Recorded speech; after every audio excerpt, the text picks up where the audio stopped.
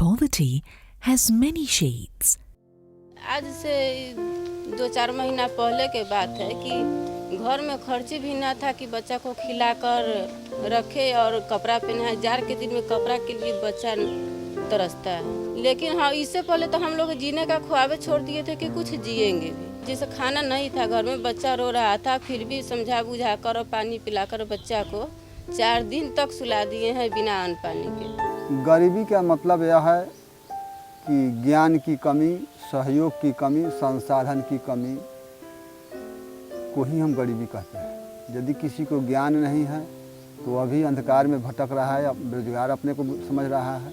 किसी को संसाधन नहीं है तो वह भी अपने आप को असहाय समझ रहा है, उसको भी गरीबी सताए हुए है।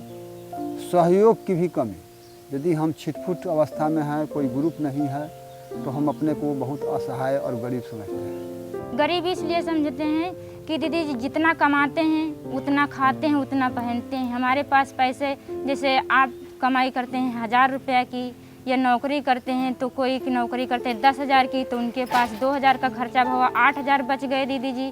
तो हमारे पास इतना नहीं बचता है। जो हम कमाते हैं तो जो 15 रुपये कमाते हैं तो हमारे 10 खर्चा हो जाते हैं, 5 बचते हैं। तो हम गरीब हैं दीदी जी। अरे गरीब को मैडम, जब पैसा नहीं तो गरीब हैं ही हैं।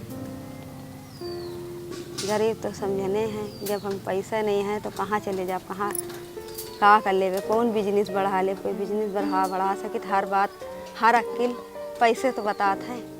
पैसा होई तो हर ठिकाने तुम चली जाइयो, और जब पैसा नहीं तो कैसे चली जाइयो तुम बताओ।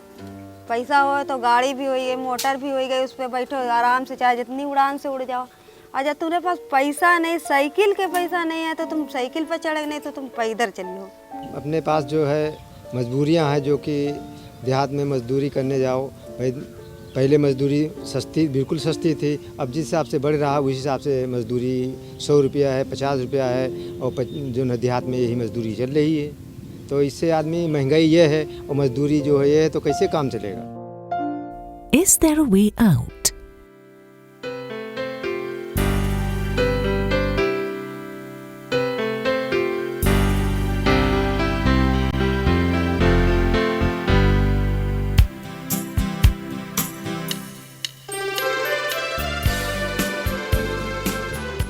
This is a story of a quest to find solutions through microfinance, a mission that is as much human and social as economic.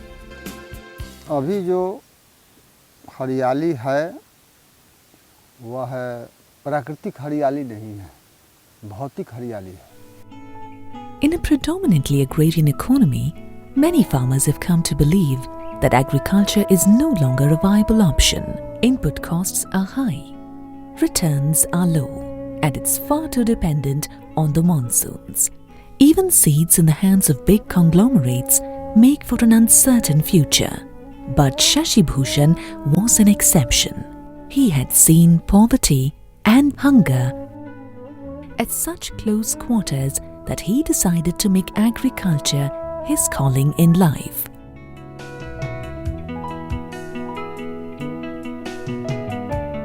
Over the years, Berhampur has seen a revival of sorts. The farmers have organized themselves, set up their own farmers' bank, and diversified into other agro-based produce. They have even linked up with mainstream markets. It was all possible because they now had access to working capital. Many years ago, I gave up an ambitious career for the road less traveled. It was an uncertain phase. I began questioning the purpose of my life, what I called my karma in this world. That period of introspection took me back to my roots among Bihar's farming communities. Memories of my struggling farmer parents came flooding back. I saw helplessness all around. It seemed that for these people, circumstances were hard in more ways than one. दहेज बढ़ रहा है, मगर लोग यानी अब ऐसा system बना लेंगे कि वो लोग अब दहेज के नाम पर दहेज नहीं लेते। कोई कहता है हमको यानी मोटरसाइकिल चाहिए, कोई कहता 4 पहिया गाड़ी चाहिए। हम दीदी जी 15 साल पहले आए थे, हमारी शादी होकर आई, तो हमने आए थे तब बाहर नहीं निकलते थे। पहले जैसे ससुराल जब आए तब जब लड़की का जन्म हुआ तो सास से मतलब इतना हमारे सबकी नहीं वो होता रहा है, कदर नहीं रहा है। ती के बाद मतलब लड़की उड़की जब जन्म हुआ तो जब कोई देखभाल नहीं भई तो हम हुआ चले गए नहीं के बाद जब लड़की का जन्म हुआ तब फिर आए। यदि किसी का लड़का बीमार पड़ गया तो इमरजेंसी है तब हमको कर्ज लेना ही पड़ेगा। घर में लड़की की शादी है तो कर्ज लेना ही पड़ेगा। अभी खेती का हमको मौसम है, बीज के खरीदने के लिए पैसा नहीं है तो हम कर्ज ज़रूर लेंगे। जैसे Would I have the courage to make a difference to their lives? Maybe yes. I told myself I would do what it takes. A few like-minded people got together. We called ourselves social entrepreneurs.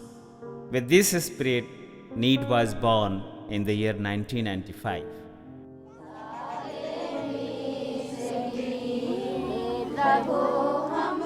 For the first few years, we worked to mobilize and organize communities. We set up self-help groups, farmers' interest groups, many such community-based groups. Our plan was to link them up with banks so they could avail of loans to support their livelihoods. But this plan met with little success. हम लोग जब loan के लिए जब बात करते थे तो बैंक में बहुत तरह की बातें आती थी। उसमें आती थी पहले केसीसी कराना है तो उसके लिए एलपीसी बनाना है, तो मलगुजारी पहले खेतों का रसीद कटवाना पड़ता है, तो कभी रसीद नहीं कट पाता है तो कहीं पे एलपीसी नहीं बन पाता है, जिसके चलते आदमी दौड़ते दौड़ते कुछ भी नहीं कर पाता। अगर कोई किसान डायरेक्ट मैनेजर के पास जाता था तो उसे चपरासी से मिलना पड़ता था, वो भी कहता था मुझे 100 रुपये चाहिए। मैनेजर से डायरेक्ट मिला, लात मार के भगा दिया कि आज नहीं कल परसों नहीं, उसे टालते रहते थे, तब तक उसकी फसल का समय नष्ट हो जाता था। Finally, Need decided to chip in with microfinance services. It was the first step in the journey towards financial inclusion for the poor and unbanked section of the population. Microfinance helps economically active people to improve their livelihoods, whereas not so economically active people, they also can be benefited by providing livelihoods. Being a socially oriented development finance organization, we emphasize the need for integrating financial sustainability and social development. Our objective is to ensure through the microfinance activity and the development activity, the lives of the poor people are improved. At no stage they should deteriorate. Microfinance, from the word, is providing small doses of credit, and these credit is provided to the poor for any purpose, including agriculture. So microfinance should not be treated in such a way that it is just provided for meeting the consumption needs or for engaging in some kind of trading activity. The basic fact that poor don't have access to credit.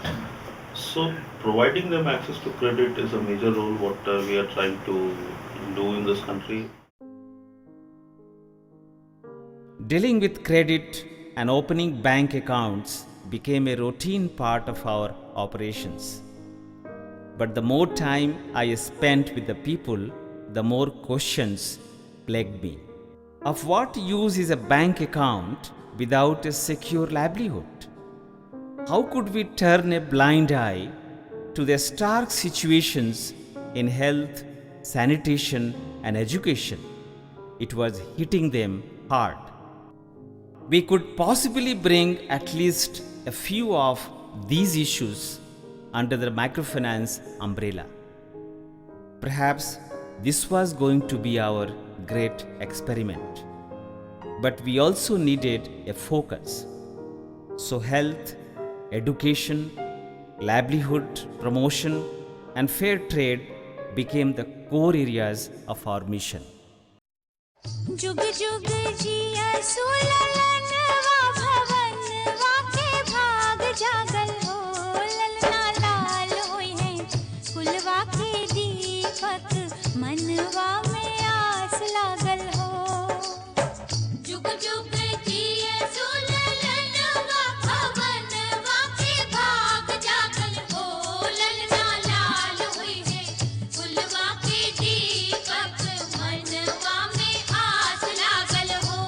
If people are to remain or become economically active, they first have to be in good health. This was the philosophy based on which NEET trained village health guides.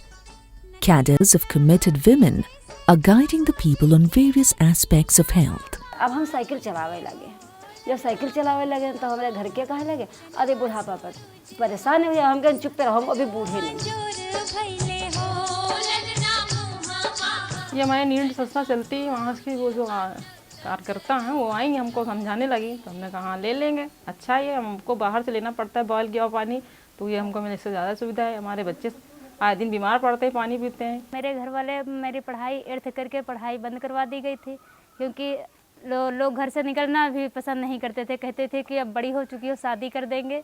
समूह खुला तो समूह के जरिए मुझे जानकारी हुई, तो उसमें दीदी लोगों ने बताया कि नीड से लोन दिया जाता है, तो ले लीजिए। तो मेरे पापा ने लोन ले करके एडमिशन करवाए। मीटिंग सुनते सुनते जानकारी मिली मुझे समूह से, नीड से, तभी मुझे इसमें हेल्थ सेंटर खोलने का मौका दिया गया। In the village of Ramoipur, the women at this SHG meeting are staging a play for their members. A short play, but the message is powerful. It says that if someone in the family is ill, do see a doctor. Your savings are always there to fall back upon. When NEET eventually came up with the concept of pregnancy financing, it is done as an investment in the future generation. इस लड़की के लिए पैसा लिया गया है जो, तो बहुत कमज़ोर थी इन्होंने, तो इसलिए पैसा लिया गया। तो इसके ऊपर सारा पैसा मैंने लगा दिया, और खान पान में तकलीफ़ थी, इसीलिए इसकी हमने मदद किया।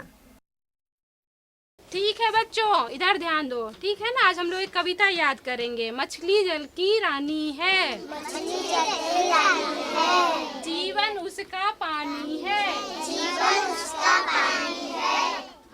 While the women of the self-help groups progressed personally and professionally, their children were left with virtually no direction. NEET's microfinance program provided women like Savita and many others the opportunity to fill in this void. मैं अभी अपना योगदान NEET द्वारा संचालित विद्यालय में दे रही हूँ। यहाँ जो नीट से जुड़े हुए माइक्रोफिनेंस के ग्रुप हैं, उनके समूह के सदस्य जो भी हैं, उसी परिवार के बच्चे हैं। संस्था का प्रयास था बच्चों को आगे बढ़ाने का, क्योंकि यहाँ पर न ही तो आंगनबाड़ी की सुविधा है इस टोले मोहल्ले में, गांव में है मगर काफ़ी दूरी पर है, जहाँ तक ये बच्चे पहुँच नहीं पा रहे थे, और जिसके कारण ये शिक्षा से वंचित थे। के जन जन के हैं आज जागे, जो कि श्रीमान आए हुए हैं। हम तो स्वागत में श्रीमान जी के, हम तो स्वागत में श्रीमान जी के, अपनी पलके बिछाए हुए हैं। गांव में रहते हुए मतलब पढ़ लिख के हम घर पर बैठे थे, और गांव में स्कूल था ही नहीं। लेकिन कुछ दिन के बाद मैंने सोचा पढ़ लिख के कुछ कर नहीं सके, और नीड के तरफ से माइक्रो फाइनेंस से लोन 2 बार ले चुके हैं। एक बार 10,000, अब की 25,000 लिए हैं। उसके बाद लोन लेकर मैंने ये स्कूल चलाया।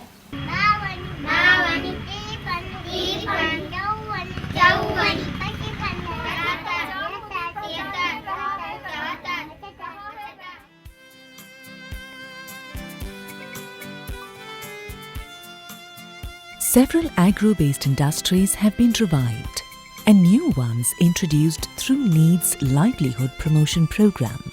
Entire families have taken to such cultivation in a big way. जब मैं पकड़ी गांव में आई तो यहाँ के पूरे बरेव की खेती जल चुकी थी। यहाँ पे आए हम और सबको पैसा देकर आज बरेव की खेती करा रहे हैं, पान की खेती करा रहे हैं, जिसमें लोग पान और परवल भी उपजा रहे हैं। यहाँ लोग यहाँ के अपने बहुओं को घर से नहीं निकलने देते हैं, लेकिन आज यहाँ की बहुत औरतें अपने खेत पे काम कर रही हैं। यह पान के खेती हम लोग का खुद के मालूम नहीं है कि कितना दिन से चल रहा है। यह हमारे पूर्वज से चल रहा है, पीढ़ी बाई पीढ़ी आते रहा है अभी तक। हमारे घर में कोई सरकारी जॉब नहीं है, हर चीज़ तो इसी से ही होता है। आज हम भी बीए में पढ़ रहे हैं और ITI कर रहे हैं, तो इसी का देन है। और सिस्टर का भी शादी उदी किए तो पान के खेती से ही किए हैं। हम 20,000 रुपया लोन लिए हैं जो अभी पान के खेती में लगाए हैं। अभी लगा है, उससे आमदनी होगा, जो बाल बच्चा पढ़ेगा, बड़ बीमारी होगा उसमें इलाज होगा, और कुछ पैसा जो बच रहा है सो बैंक में रख रहे हैं जो आगे दिन अपना काम दे। पहले हम लिए थे 10,000 और बाद में दे दिए, पूरा भुगतान किए। बाद में लिए 15,000 लेकर के उस पर खेती में खर्च किए। उसे अब तोड़ करके बेच करके उनको पैसा महीने महीने जमा करते हैं। चैन ऐसा हुआ कि अब ही मैंने ठीक है, परवल से खेती करके हम अपना परिवार को चला लेते हैं। पहले दिक्कत होता था। लीची का खेती से हमको बहुत फायदा है। लीची का खेती करने से हम लोग का फल भी खाते हैं, बच्चा बेचते भी है, उससे बहुत प्रतिपाल करते हैं, बाल बच्चा को पढ़ाते लिखाते हैं, कपड़ा लत्ता दवा दारू हर एक काम करते हैं। उससे 10,000 लिए हम लोग तो 25,000 उससे कमाया।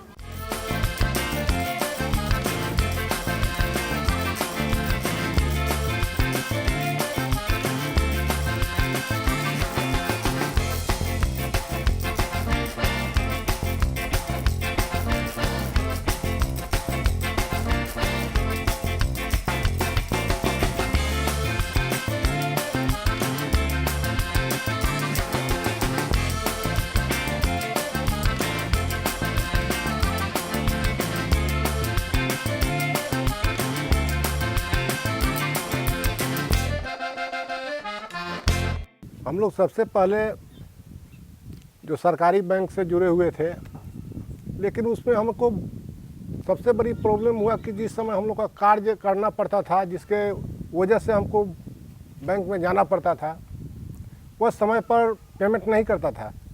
और हम लोग एक सोच बनाया कि हम लोग एक अपना बैंक खोलें ताकि उसमें जो भी हम लोग का ज़रूरत के वस्तु हो उस सब भरपाई किया जा सके। और छोटे छोटे किसान जिसके पास पैसे नहीं हैं उसको भी थोड़ा अपने क्रेडिट पर 1 महीना या 1.5 महीना या 2 महीने के कम सूद पर उसको उपलब्ध करा दें ताकि उसका काम खराब नहीं हो सके। बीज की बड़ी दिक्कत होती थी, अच्छी अच्छी कंपनी के नाम पर हम लोग ठगे जाते थे और केमिकल हमारे स्वास्थ्य के लिए बड़ी हानिकारक है। यह सोच करके हम लोग जैविक खेती का शुरुआत किया और उसमें नीड की सबसे बड़ी सहायता मिली। यहाँ रात्रि किसान पाठशाला चलाया जाता है और देश के बड़े बड़े वैज्ञानिक से मोबाइल पर फ़ोन करके जो किसान की समस्या होती है उनका समाधान भी किया जाता है। और माइक ऑन करके सारे किसान लोग सुनते हैं, जो दवा बताते हैं, जो तरीका बताते हैं।